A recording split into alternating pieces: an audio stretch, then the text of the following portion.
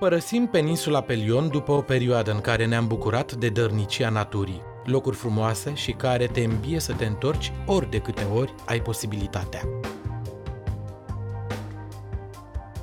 După câteva zile petrecute aici, ne îndreptăm spre insula Evia, a doua ca mărime după insula Creta, peste 3500 de kilometri pătrați, în care turistul își poate găsi un loc de liniște sau de călătorie. Trasee, orașe și sate, care prin farmecul lor fac ca un sejur în această locație să fie unul de vis. Din ținutul Centaurilor, în insula Paradis a Mediteranei, așa cum este numită Evia. Insula Evia se întinde de la vârful peninsulei Pelion până în sudul coastei Attica, extremitatea sa sudică aflându-se la o distanță mică de insulele Andros și Cheia, parte din arhipelagul Cicladelor. Evia și-a păstrat farmecul autentic al unei insule grecești de legendă, neîntinat de lanțuri hoteliere, magazine de suveniruri și mase de turiști, atât de frumoasă și totuși atât de necunoscută.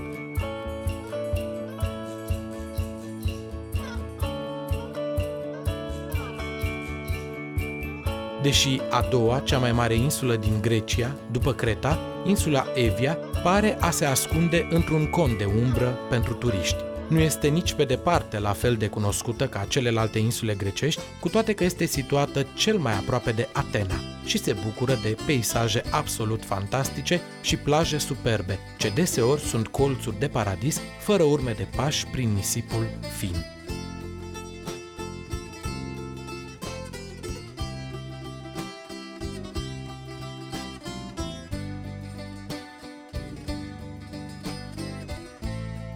Călătorii care ajung pe meleagurile pitorești ale Eviei se simt atrași de Edipsos, cea mai frumoasă zonă naturală din Grecia, unde izvoarele minerale țâșnesc din stâncile aurii, se varsă în micile piscine formate natural și se pierd în Marea Egee.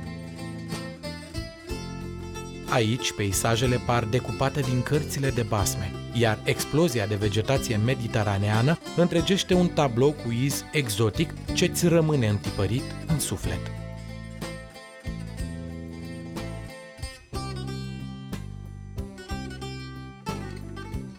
Are o suprafață de 3580 de kilometri pătrați, iar litoralul, cu însoritele sale plaje de nisip sau pietriș, se întinde pe o lungime de aproximativ 700 de kilometri.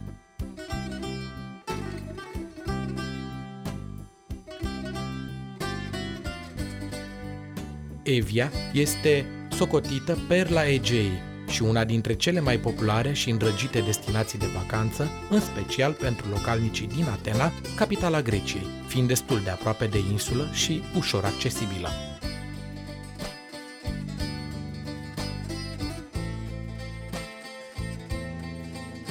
Din punct de vedere geografic, Evia este împărțită în 3 regiuni: Evia de Nord, Evia Centrală și Evia Sudică.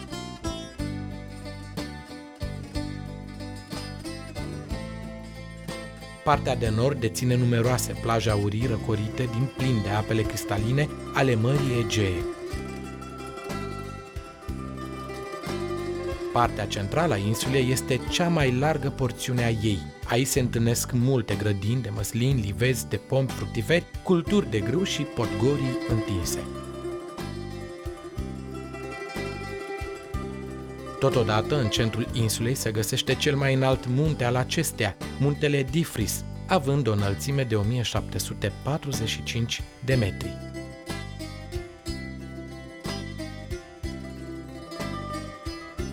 Partea sudică a insulei este o zonă preponderent muntoasă, care ascunde râuri și cascade ce întregesc un peisaj de vis al frumoasei insule Evia.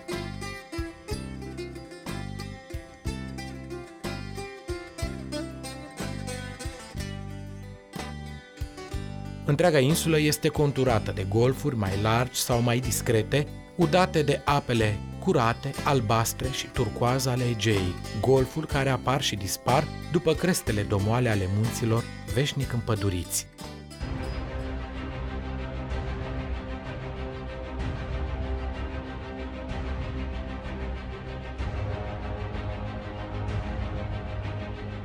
Potrivit legendelor grecești, eroul Hercule obișnuia ca după fiecare luptă să se scalde în apele calde ale izvoarelor termale din Edipsos, pentru a-și recăpăta forța și sănătatea. Acest colț de pământ sălbatic este astăzi una dintre cele mai cunoscute stațiuni balneare ale Greciei, pe care nu ai cum să o ratezi.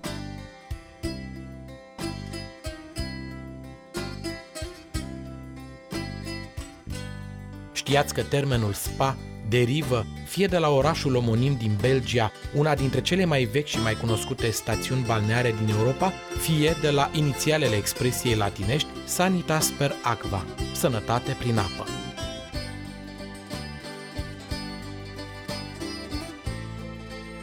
Îl puteți întâlni și sub denumirea de Lutra Edipsu, adică băile Edipsu sau Edipsos, acest oraș.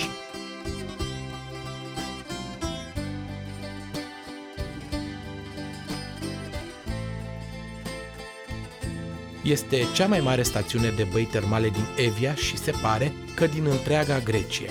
80 din cele 752 de izvoare termale ale țării se află aici.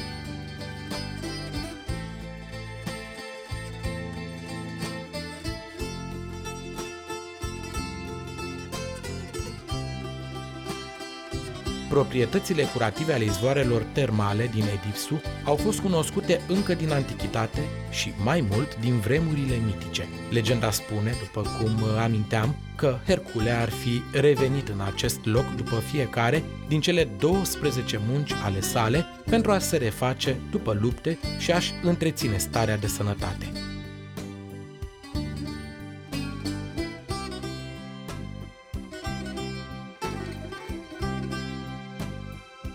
Zeița Atena, protectoarea sa, i-ar fi cerut fratelui ei, Hephaistos, să aducă la suprafață ape calde, învigorante și, așa, ar fi luat naștere acestei izvoare. Se mai spune că Hera i-ar fi sfătuit pe Deucalion, fiul lui Prometeu, și pe soția sa, Ira, cei care ulterior aveau să scape cu viață dintr-un potop, fiind avertizați din timp și, construindu-și o barcă, să se scalde în apele din Edipsu pentru a avea copii mulți și sănătoși.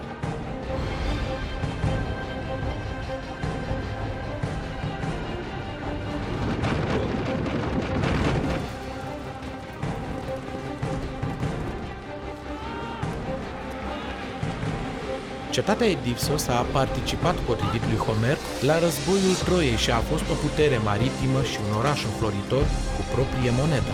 A fost pomenită în scrierile filozofului Aristotel, care fac referire la râurile subterane care se varsă în mare. Geograful Strabon o menționează la fel și istoricul Plutarh, care descrie viața socială din oraș, efectele curative ale apei și dieta localnicilor bogată în pește.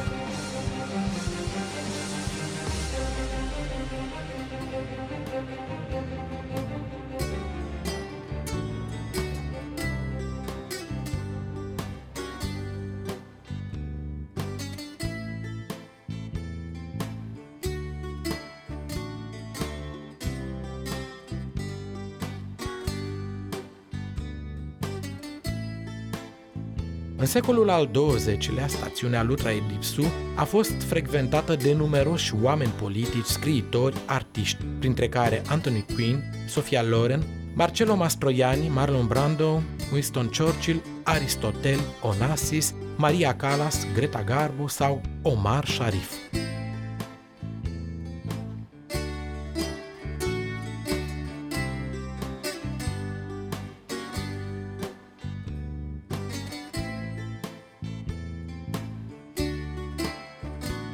Astfel, orașul este la fel ca orice altă localitate grecească. Clădiri, 3-4 etaje, zugrăvite în alb și cu terase generoase pline cu ghivece cu flori. Există o faleză, o promenadă, care este zona cea mai frumoasă și mai elegantă, mărginită de copaci și nenumărate cafenele, plăcintării și taverne, unde la orice oră, din zi și până noaptea, localnicii stau la taclale, sorbind din frapeuri și sticle mici de apă sau bere. În schimb, surprinzător, foarte puține mini-marketuri și un singur supermarket. Atmosfera generală e relaxantă și plăcută. Nimeni nu se grăbește, nimeni nu se agită. Cu titlul de amuzament, transportul în interiorul orașului este asigurat de un kiki-car. Din partea de sud a orașului, unde izvoarele termale se varsă direct în mare, malul continuă cu plaje ce se întind pe toată lungimea falezei și a localității. Toate acestea sunt înguste și cu pietriș și sunt amenajate din loc în loc cu șezlonguri și umbrele. Multă lume am văzut că folosește scările de lângă diguri pentru a intra în mare. Singura porțiune unde plaja este întreruptă este exact în dreptul portului, de unde pleacă feribotul către continent. În spatele orașului se înalță muntele și multe străzi, inclusiv cea de unde am avut noi cazare, și sunt într-o pantă abruptă. Priveliștele care se deschid de la înălțime către mare sau de pe faleză către munte sunt minunate. Aerul este curat și răcoros. În porțiunea mai plată, dinspre mal, sunt străduțe cu sens unic pe care te descurci cu greu, deoarece indicatoarele de drum interzis sunt mutate de la o zi la alta.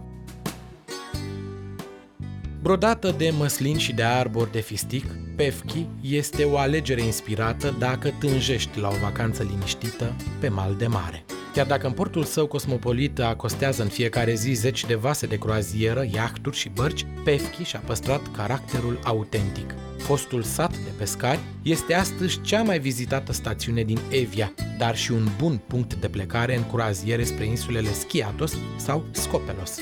Plaja din Pevchi este compusă din prundiș argintiu, întinsă de-a lungul unui golf cu ape cristaline. Dincolo de linia de coastă, vei zări plantațiile de măslin și acoperișurile din țiglă roșie ale caselor albe.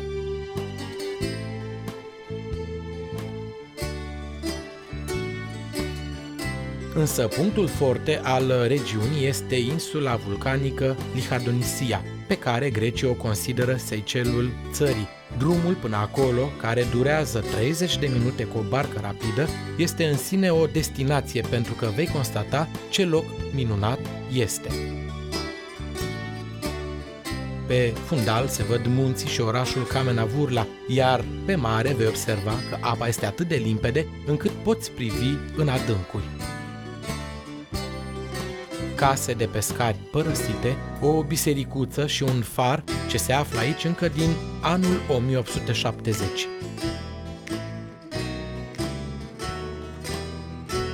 Delfinii și o familie de foci rătăcită în apele Mediteranei fac deliciul acestei scurte croaziere. Focile sunt cam scumpe la vedere, dar ghidul local, Alexandra Leonte, a reușit să le filmeze în timpul altei călătorii. Așadar, multe alte atracții în această drumeție cu vaporașul spre o plajă răcoasă unde, pe lângă o masă de prânz cu specialități grecești, mai înveți și câțiva pași de sirtaki cu capitanul vaporașului.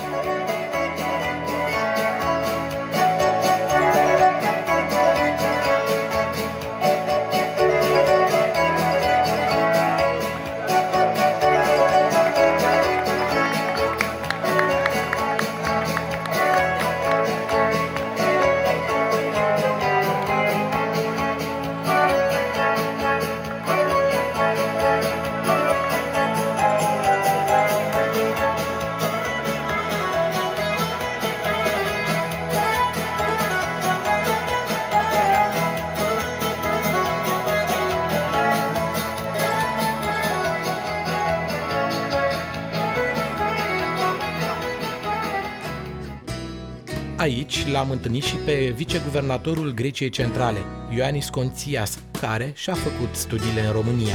Bucuros de prezența noastră în acest paradis, domnia sa ne-a declarat: În primul rând, trebuie să știm foarte bine că România și Grecia sunt două țări și două popoare cu foarte bune și tare relații culturale și istorice. și trebuie să anunțăm că împreună cu ambasadorul României în Grecia și cu domnul ambasador Lucian Fatu și cu domnul Dragoș Sopol, membru Parlamentului României și președinte Asociațiilor Comunităților Elene din România, am început o colaborare la nivelul cultural și turistic. Și trimite din România, Filarmonica din Ploiești și avem două evenimente culturale în insula Evia, una în capitala insulei Halkida și unul la Edipsos. O să prezentăm cum Filarmonica din Ploiești poate să prezintă un program cu muzică clasică, de exemplu, Scalcotas din Grecia și Enescu din România și la sfârșit avem o surpriză, Filarmonica din România cântă muzica populară din Grecia Centrală. Asta este baza colaborării Greciei Centrale și României la nivelul promovării produsului turistic și cultural.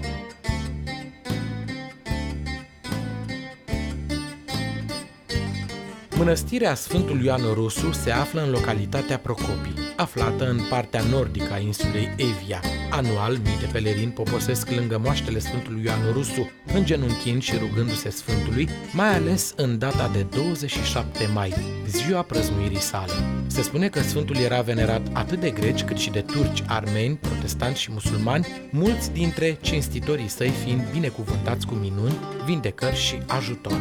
Moaștele Sfântului au fost aduse în localitatea Procopii în Evia de către creștinii refugiați din Procopionul Grup, regiunea Capadocia, după incidentele ce au cuprins Asia Mică între 1922-1924. În urma războiului greco-turc, schimburile de locuitori, emigrările și mutările au dus la mutarea multor greci din Anatolia în Grecia. Astfel, unii dintre refugiați au întemeiat localitatea Procopii în nordul insulei, aducând moaștele Sfântului, cât și numele localității natale. Pentru mai mulți ani, acestea au stat în Biserica Sfinții Împărați Constantin și Elena din localitatea Noul Procopii. În anul 1951, Sfintele Moaște au fost mutate într-o nouă biserică închinată Sfântul Ioan Rusu, aici fiind întemeiată și o mănăstire. Chipul Sfântului Ioan Rusu este închis la culoare, însă neputrezit și frumos mirositor, acesta fiind acoperit cu o mască din aur.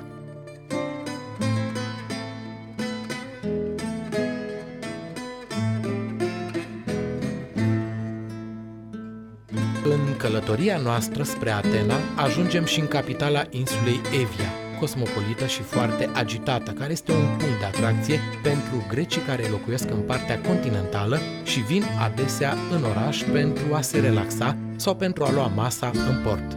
Halkida găzduiește cel mai lung pod suspendat din Europa, podul Nou Halkis, fiind o zonă foarte fotografiată datorită unui eveniment natural produs între flux și reflux, când se formează așa numitul val în picioare, pe care, dacă ai ocazia să-l surprinzi, vei rămâne plăcut impresionat.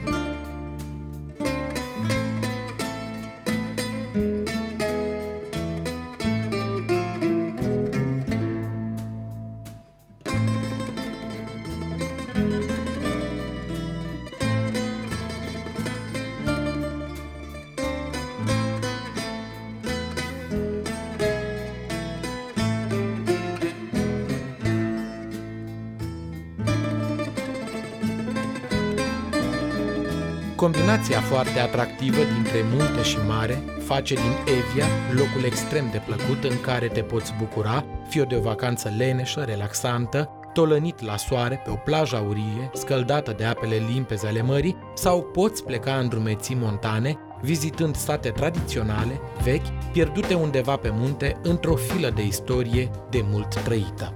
Aerul sărat al mării, într-un tandem perfect cu aerul mai răcoros al muntelui, cu aromele sale de pin, este extrem de benefic pentru sănătate și împreună cu toate celelalte daruri naturale ale acestei insule, te fac să nu-ți mai dorești să pleci din aceste locuri binecuvântate.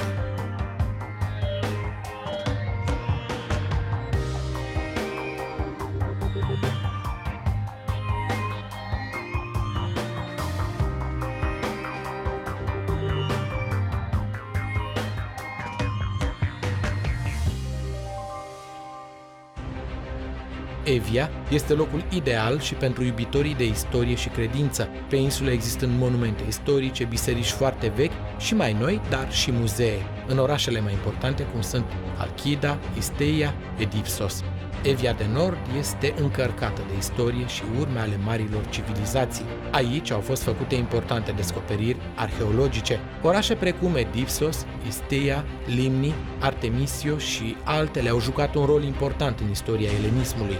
Totodată, Evia de Nord a fost un punct strategic în Marea Mediterană. În această zonă a insulei s-a dat bătălia de la Artemiso în anul 480 înainte de Hristos. De asemenea, Evia este locul în care se păstrează cu sfințenie tradiția și obiceiurile pământului, dar în același timp își trăiește prezentul, privind optimistă spre viitor, nealtărându-și cu nimic trecutul.